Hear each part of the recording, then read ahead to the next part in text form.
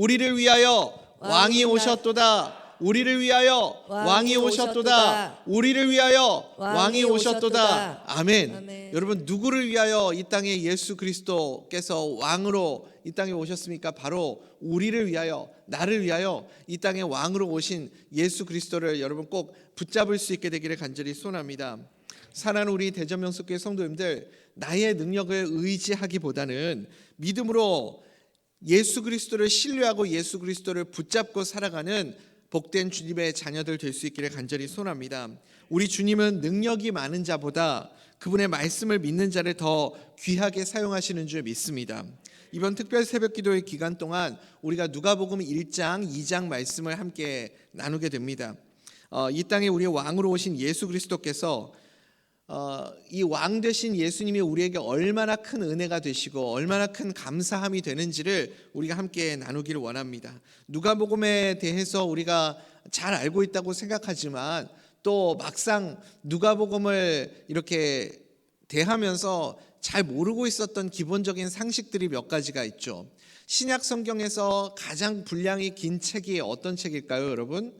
우리는 보통 마태복음이라고 생각합니다. 왜냐하면 마태복음이 28장까지 있고 누가복음은 24장까지 있으니까 마태복음이 가장 긴 책이라고 생각하는데, 사실은 신약 성경에서 가장 분량이 많은 책은 누가복음입니다. 그러면 두 번째로 분량이 많은 책은 뭘까요? 사도행전이죠. 그래서 누가복음과 사도행전의 공통점이 뭐죠, 여러분? 저자가 똑같죠. 누가가 기록한 책이 누가복음과 사도행전이다라는 것을 우리가 알 수 있습니다. 이렇게 많은 분량을 통해서 누가복음에서 전하고자 하는 메시지가 무엇이었습니까, 여러분? 아웃사이더의 복음이라고 제가 지난 시간에 말씀드렸죠. 누가복음은 유독 소외받은 계층들, 사람들의 관심에서 멀어진 사람들에게 시선을 향하고 있습니다. 그래서 누가복음의 메시지는 아웃사이더를 향한 복음이다라는 것을 우리가 알 수 있죠. 그러면 여러분, 사도행전의 메시지는 무엇일까요? 그 아웃사이더들에게 예수 그리스도의 복음이 전해지고 그들이 예수 그리스도를 영접하고 성령 충만함을 입게 되니까 그들이 영적 인사이더가 되더라라는 것이 사도행전의 메시지 아닙니까? 그래서 우리의 사명이 뭐죠? 아웃사이더에게 복음 전하여 인사이더 만드는 것이 우리의 사명인 줄 믿습니다. 이방인들 전도해서 하나님 나라 백성들 삼는 것, 그것이 사도행전의 내용 아닙니까? 그것이 우리에게 주신 사명입니다. 그래서 우리의 관심은 늘 어디를 향해 있어야 되냐면 소외받는 사람들, 관심받지 못하는 사람들, 아웃사이더들에게 우리의 시선이 향해 있어야 할 줄 믿습니다.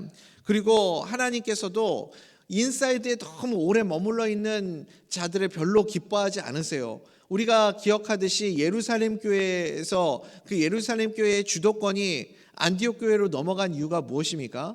예루살렘 교회는 늘 그냥 그 자리에 머물러 있기를 원했고, 안디옥 교회는 오히려 아웃사이더들에게 관심을 가지고 그들에게 복음 전하기를 원하는 마음을 갖고 있었습니다. 그래서 영적인 주도권이 예루살렘 교회에서 교회가 태동되기 시작했지만 결국은 안디옥 교회로 넘어가는 모습을 우리가 확인하지 않습니까?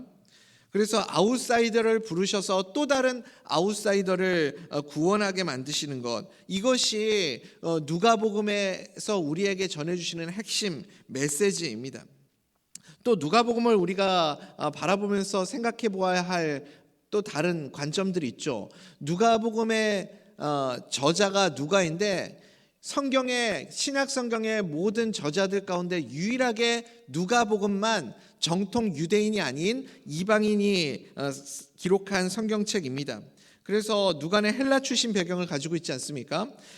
누가가 우리에게 전하는 메시지도 같은 맥락이죠. 우리도 누가처럼 아웃사이더에서 하나님의 나라가 확장되는 그 중심에 존귀하게 쓰임받게 되기를 간절히 소원합니다.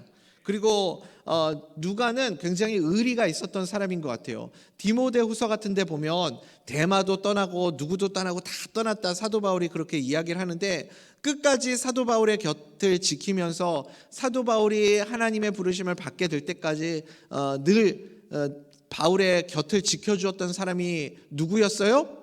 누가였습니다. 누가가 마지막까지 바울의 곁을 지켰어요. 그래서 가장 많이 사도 바울의 인생의 스토리를 들을 수 있었죠. 그렇기 때문에 사도행전의 그 사도 바울의 행적을 그렇게 자세하게 기록할 수 있었던 것 아닙니까? 오늘 특별 새벽 기도의 두 번째 시간입니다.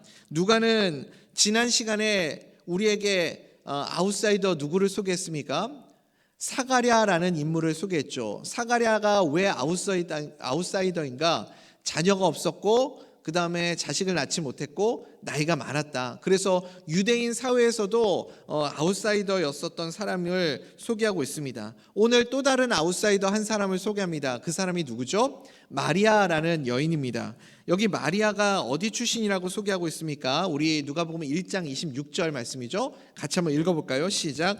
여섯째 달에 천사가 가브리엘이 하나님의 보내심을 받아 갈릴리 나사렛이란 동네에 가서 아멘. 여러분 나사렛에 동그라미를 한번 쳐보십시오. 우리 교회 성도님들 성경을 참 많이 읽으시는데 구약 성경 읽으시면서 여러분 혹시 나사렛이라는 이름을 들어보신 적 있으신가요? 구약 성경에서 나는 나사렛이라는 이름을 들어본 적 있다 하시는 분들 계신가요? 물론 구약 성경에 히브리어로 네ጼ르라는 단어가 있습니다. 네ጼ르, 싹이라는 의미를 가지고 있는 네ጼ르라는 단어가 있지만 그래서 그 네ጼ르라는 단어에서 나사렛이라는 동네 이름이 나왔을 것이다라고 추정을 하기는 합니다. 그렇지만 구약에서 실제적으로 이 나사렛이라는 단어를 언급한 그 지명으로서 언급한 사례가 없습니다. 구약에서 한 번도 나사렛이라는 지명을 언급한 적이 없어요. 그리고 중간기의 기록도 없습니다. 신약과 구약의 그 사이에 400년의 중간기 동안에도 나사렛이라는 이름을 확인해 볼 수가 없습니다. 탈무드의 기록에도 없어요. 그리고 1세기의 일반 세속사의 그 역사 속에서도 나사렛이라는 그 지명의 이름을 우리가 찾아볼 수가 없습니다. 여러분 우리가 알고 있는 그 유다 땅이요, 이스라엘 땅이요, 이스라엘이 그렇게 큰 지명이 아니잖아요. 지역이 아니잖아요.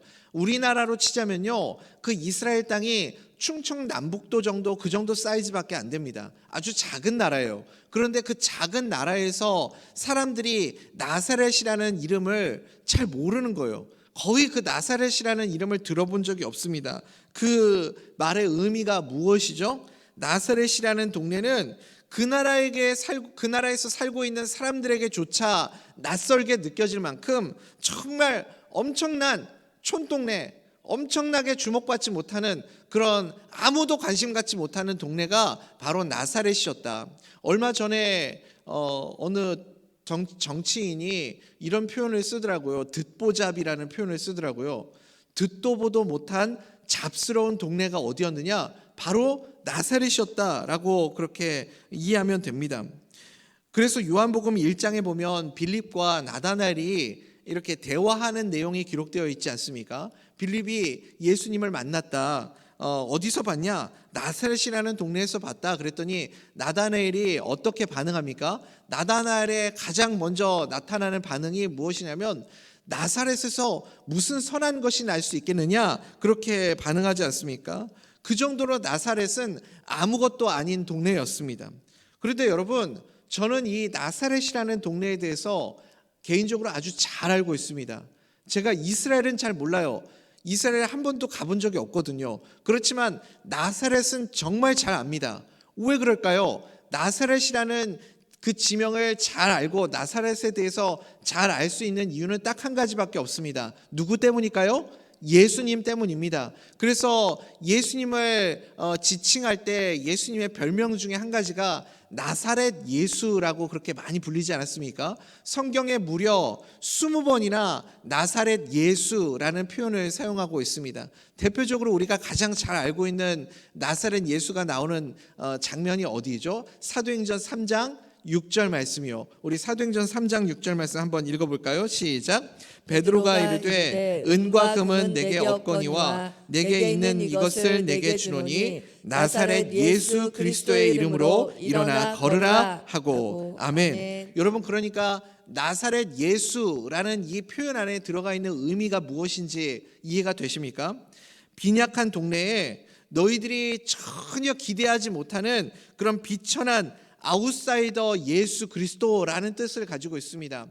아무도 관심받지 못하는 그 아웃사이더로 오신 예수 그리스도를 설명할 때 우리는 나사렛 예수라고 그렇게 말을 합니다. 우리의 왕 되신 예수님께서 가장 낮고 가장 비천한 모습으로 이 땅에 오셨습니다. 왜 그러셨을까요? 이 땅의 모든 아웃사이더들을 구원하시기 위해, 그들을 다시 살려내시기 위해 이 땅에 아웃사이더의 모습으로, 가장 낮은 모습으로 오신 줄 믿습니다. 그래서 누구든지 그 예수 그리스도의 이름을 믿기만 하면 이 세상에서 가장 존귀한 하나님의 자녀가 되는 권세를 주신 줄 믿습니다. 아웃사이더의 모습으로 오신 우리 예수 그리스도께서 우리의 왕 되심을 여러분 늘 기억하시고, 그분을 통하여 나의 삶이 비록 낮고 천하고 보잘것없는 인생이라 할지라도 예수 그리스도를 붙잡으면 가장 존귀한 인생이 될 수 있음을 믿고 그 예수님을 영접할 수 있는 우리 모든 대전명석교회 성도님들 될 수 있기를 간절히 소원합니다. 그 나사렛에 누가 살고 있었어요? 마리아라는 여인, 예수님의 육신의 어머니가 되는 마리아가 살고 있었습니다. 우리 누가복음 1장 27절 말씀 함께 보겠습니다. 시작. 다윗의 자손 요셉이라 하는 사람과 약혼한 처녀에게 이르니 그 처녀의 이름은 마리아라. 아멘. 우리가 출애굽기 말씀을 읽을 때 이제 이스라엘 백성들이 홍해 바다를 건너서 출애굽한 이후에 가장 먼저 맞닥뜨리는 시험이 무엇이냐면 이 마라의 쓴 물을 만나게 되죠. 마라의 쓴 물 여러분 기억하십니까?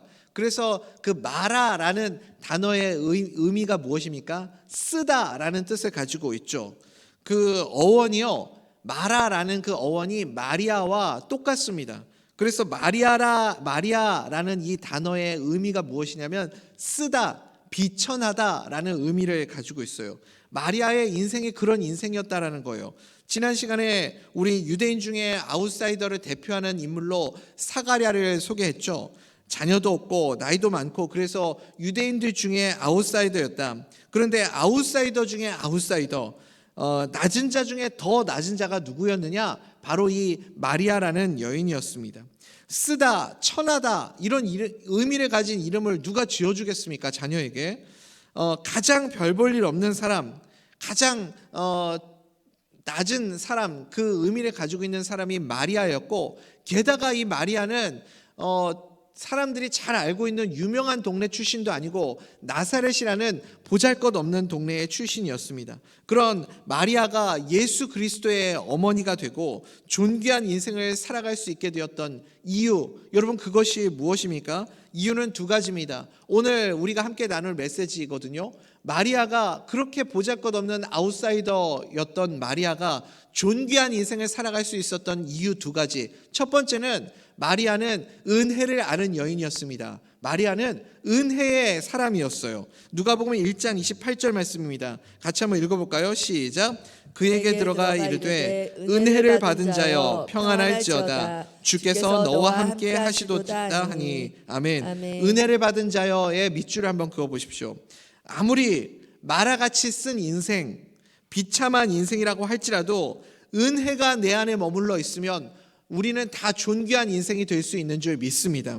30절에도 똑같은 내용이 나오죠. 30절 말씀입니다. 시작. 천사가 이르되 마리아여 무서워하지 말라. 네가 하나님께 은혜를 입었느니라. 아멘. 여러분 우리가 이것을 잊지 않았으면 좋겠습니다. 우리가 이 마리아가 존귀한 인생이 될 수 있었던 이유가 무엇이었는지를 늘 마음에 새길 수 있기를 간절히 소원합니다. 마리아의 인생은요 분명히 비천한 인생이었고 쓰디쓴 인생이었습니다. 우리 인생 가운데 우리도 다 그런 부분이 있지 않습니까? 내 인생에 쓴 부분이 있다고요. 죄송합니다. 내 인생에 쓴 부분들이 다 있다고요. 저도 보십시오. 이렇게 맨날 비염으로 고생하지 않습니까? 근데 이렇게 예수 그리스도의 은혜가 내 안에 머물러 있으면 내 안에 있는 모든 쓴 것들을 다 이겨낼 수 있게 될 줄 믿습니다. 승리하게 될 줄 믿습니다. 그래서 내가 감당해야 될 모든 쓴 부분들, 우리 각자에게 다 쓴 부분들이 있어요. 십자가가 있고요, 쓴 뿌리가 있고요, 남들에게 말 못할 내 인생의 짐들이 다 각자에게 있습니다. 우리 인생의 쓴 뿌리 가운데 하나님의 은혜가 임하게 되기를 간절히 사모하시기 바랍니다. 내 인생에 쓴 물들이요, 은혜를 만나면 쓴 물이 단물로 변하게 되는 은혜를 누리게 될 줄 믿습니다. 그래서 마리아가 존귀한 인생을 살아갈 수 있었던 이유 첫 번째는 마리아는 은혜를 아는 사람이었다, 은혜의 사람이었다라는 거죠. 두 번째는 무엇이냐면 사가랴하고 마리아를 한번 비교해 보세요. 사가랴와 마리아의 그 두 가지 아주 비슷한 상황이 나타나지 않습니까? 천사가 나타나서 메시지를 전하게 되죠. 그런데 사가랴에게도 똑같이 천사가 아들을 낳을 것이다, 마치 복사해서 붙여놓은 것처럼 사가랴에게 그렇게 아들을 낳을 것이고 이름을 뭐라 하라, 세례 요한이라고 하라 했던 것처럼 또 마리아에게 나타나서 아들을 낳을 것이다 라는 내용을 전합니다. 우리가 어저께 함께 나눴지만 사가랴의 반응이 어땠어요? 사가랴가 그 천사의 말을 믿었어요? 안 믿었어요? 못 믿었죠. 못 믿어서 하나님이 그의 입을 그냥 막아버리신 거 아닙니까? 부정의 언어, 의심의 언어 말하지 못하도록 하나님이 그 입을 막아버리셨죠. 그런데 여러분, 마리아는 믿었어요? 안 믿었어요? 믿었어요. 여러분 한번 생각해 보십시오. 사가랴와 엘리사벳이 그 아이를 낳을 것을 믿는 게 어려웠을까요? 마리아가 자기가 처녀가 잉태해서 아이를 갖게 되는 걸 믿는 게 어려웠을까요? 상식적으로 어떤 게 더 어려웠겠습니까? 이해가 잘 안 돼서 우리는 믿음이 너무 좋아서 마리아는 당연히 믿어야죠 이렇게 생각하시는 거예요, 여러분? 아니, 사가랴와 엘리사벳은 나이는 많았지만 그래도 아이를 낳을 가능성이라도 있죠. 그런데 마리아는 아예 남자를 모르는 여자였다 그렇게 설명하지 않습니까? 그런데 천사가 나타나서 네가 성령으로 잉태하게 될 것이다 라고 설명하는데 마리아가 믿었어요, 안 믿었어요? 믿었다니까요. 그 말도 안 되는 내용을 마리아가 믿었습니다. 여러분, 게다가 한번 생각해 보십시오. 그때 당시의 사회에 이 결혼하지 않은 여인이 아이를 가진다라는 건 굉장히 엄청난 위험을 무릅쓰는 일과 같습니다. 그러니까 우리가 잘 아는 것처럼 가늠한 여인이 돌에 맞아서 죽을 뻔한 그 사건을 우리가 기억하지 않습니까? 얼마든지 내가 오해받을 수 있고 이 정혼한 사람과 동침하지 않은 상태에서 아이를 가졌다라는 이유 때문에 돌에 맞아서 죽을 수도 있는 그런 위기 상황에 처해 있는 것을 우리가 확인할 수 있습니다. 게다가요, 여러분, 우리는 마리아가 굉장히 성숙한 여인이라고 착각을 해요.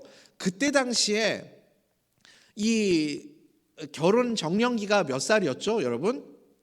그때 당시에 결혼 정년기는 14세에서 18세 사이, 그러니까 우리로 치자면 한 중고등학생 정도 되는 나이예요. 그 어린 나이, 여러분 자녀들, 중고등학생들 자녀들 한번 생각해 보십시오. 그 자녀들 나이에 천사가 나타나서 너 아이를 가질 거야? 그 이름을 예수 그리스도라 하라 라는 그 내용을 들었을 때 그 어린 마리아가 그 말씀을 아멘으로 받았다라는 거 아닙니까? 그럼에도 불구하고 자기의 생명이 위협을 받을 것을 알면서도 아멘으로 자기의 정혼한 사람과 그 결혼이 깨질 수도 있는 그 위협을 감수하면서도 아멘으로 그렇게 마리아가 천사의 메시지를 받는 모습을 보게 됩니다. 하나님의 말씀대로 반드시 이루어진다. 하나님이 말씀하시면 그 말씀은 반드시 내 삶 속에 이루어진다. 이 믿음의 고백이 우리의 삶 가운데도 그대로 있게 되기를 간절히 소원합니다. 여러분, 우리가 해야 할 일이 있어요. 우리가 하나님의 말씀이 우리에게 주어지면, 하나님의 말씀이 내 안에 임하게 되면 우리가 해야 할 일은 무엇입니까? 마리아처럼 아멘, 믿습니다 라고 반응을 해야 합니다. 내가 생각하고 기대하는 그림과 전혀 다른 상황을 우리 주님이 나에게 보여주실 수도 있어요. 이해가 안 될 수도 있습니다. 하나님이 나에게 열어주시는 길이 납득이 안 되고 받아들여지지 않을 수도 있어요. 왜냐하면 우리는 너무나도 하나님을 이해하기에는 너무나도 작고 낮은 존재이기 때문에 그렇습니다. 너무 작으니까 하나님께서 우리를 커지게 만드시는 방법이 있어요. 하나님께서 우리를 크게 만드시는 방법, 그것이 뭐죠? 자꾸 내 안에 그 믿음으로 내 사이즈를 키워내는 겁니다. 나는 하나님을 이해할 수 없지만 아멘으로 믿음으로 받아들이면 우리의 믿음의 사이즈가 커지게 될 줄 믿습니다. 우리가 상상도 못하는 것을 하나님이 자꾸 보여주시는 거예요. 이게 될까? 이게 가능할까? 내 삶 속에 이런 역사가 나타날 수 있을까? 과연 우리 대전명석교회가 빈자리가 가득 채워지는 역사가 임하게 될까? 우리를 통해 이 북대전 땅 가운데 성시화로 이르는 그 일이 정말 가능할까? 우리를 통해 전 세계 열방을 향해 복음을 전하는 그 일이 가능할까? 여러분, 우리는 그것에 대해서 주님이 보여주실 때, 그런 마음을 주실 때 우리가 해야 할 반응이 무엇입니까? 아멘으로 그 마음을 받아들이는 겁니다. 주님의 사이즈로 큰 믿음의 사람이 될 수 있기를 간절히 소원합니다. 여러분, 우리의 믿음의 사이즈를 키워야 됩니다. 어떤 은혜를 부어주셔도, 주님이 어떤 마음을 주셔도 다 담아낼 수 있는 그런 큰 믿음을 가진, 큰 믿음의 그릇을 가진 우리 대전명석교회 성도님들 될 수 있기를 간절히 소원합니다. 그런 놀라운 일들이 우리 성도님들의 삶 가운데 있게 되기를 간절히 소원합니다. 그래서 절대로 사가랴처럼 의심하면 안 돼요. 의심의 언어를 말하면 안 됩니다. 교회 가운데 그건 안 돼. 그거는 뭐 기도해도 안 돼. 그거는 우리가 아무리 금식기도 해도 되질 않아. 이렇게 여러분 안 된다라고 이야기하면 안 됩니다. 의심의 언어는 말하면 안 되는 거예요. 절대로 사가랴처럼 의심으로 반응하지 마시기 바랍니다. 마리아는 믿음으로 반응한 사람이었습니다. 우리는 마리아처럼 하나님의 말씀, 하나님이 우리에게 보여주실 때 믿음으로 아멘으로 반응할 수 있는 하나님의 사람들 될 수 있기를 간절히 소원합니다. 그 믿음의 반응 우리 한번 읽어볼까요? 1장 37절 38절입니다. 함께 읽겠습니다. 시작. 대저 하나님의 모든 말씀은 능하지 못하심이 없느니라. 마리아가 이르되 주의 여종이 오니 말씀대로 내게 이루어지이다 하매 천사가 떠나가니라. 아멘. 아멘. 이것이 믿음의 사람의 반응인 줄 믿습니다. 사랑하는 우리 대전명석교회 성도님들, 예수님의 말씀을 그대로 믿는 믿음의 사람들 되시기 바랍니다. 많은 사람들은요, 하나님 앞에 나와서 기도할 때 능력을 구합니다. 능력을 원해요. 능력자가 되기를 바랍니다. 그래서 우리는 늘 그런 생각하죠. 주님, 저에게 능력을 주세요. 돈도 많이 벌어서 헌금도 많이 할 수 있게 해주시고, 은사도 많이 받아서 그 은사 가지고 더 많이 섬기고 더 많이 봉사하게 해주세요. 그런 사람이 되게 해주세요. 우리는 늘 이런 기도를 드립니다. 그래서 우리가 하나님 앞에 기도를 드릴 때 무엇을 기도하냐면 능력을 구할 때가 참 많습니다. 근데 여러분, 우리가 기억해야 될 것이 있어요. 우리 주님은 능력이 많은 자보다 그 주님을 더 신뢰하는 자, 믿는 자를 더 귀하게 사용하시는 줄 믿습니다. 내게 능력 주시는 자 안에서 내가 모든 것을 할 수 있느니라. 내게 능력 주시는 자가 누구예요, 여러분? 예수님이시죠? 내게 능력 주시는 분이 예수님 아닙니까? 예수님이 능력이 많으신데 그 예수님을 믿으면 내 능력이 뭐가 중요하겠습니까? 내가 가지고 있는 능력이 뭐가 중요하겠어요? 내게 능력 주시는 자가 더 중요한 거 아닙니까? 그래서 여러분, 능력은 못 받아도 괜찮습니다. 그러나 우리가 절대 놓치지 말아야 될 것이 무엇입니까? 믿음 없는 자가 되지는 마시기 바랍니다. 여러분, 약해져도 괜찮습니다. 능력 없어도 괜찮습니다. 마리아처럼 우리의 인생이 쓰디쓴 인생이라고 할지라도, 비천한 인생이라고 할지라도, 비참하고 초라한 인생이라고 할지라도 내 안에 계시는 예수 그리스도 그분을 믿으면 분명히 능력 있게 살아가는 하나님의 백성들이 될 줄 믿습니다. 그러니 사랑하는 대전명석교회 성도님들, 나에게 능력을 구하기보다 예수님을 더 신뢰하고 붙잡을 수 있는 믿음을 구할 수 있는 오늘 이 아침 되기를 간절히 소원합니다. 마리아가 비참하고 초라한 인생이었지만 존귀한 삶을 살아갈 수 있었던 이유 두 가지가 무엇이었습니까? 은혜를 붙잡은 사람이었고 믿음으로 하나님의 말씀을 붙잡았던 사람입니다. 오늘 이 아침에 우리도 주님 앞에 그것을 구하기를 소원합니다. 내 상황과 여건과 형편과 그 주변의 처지, 이런 것들은 전혀 문제가 되지 않습니다.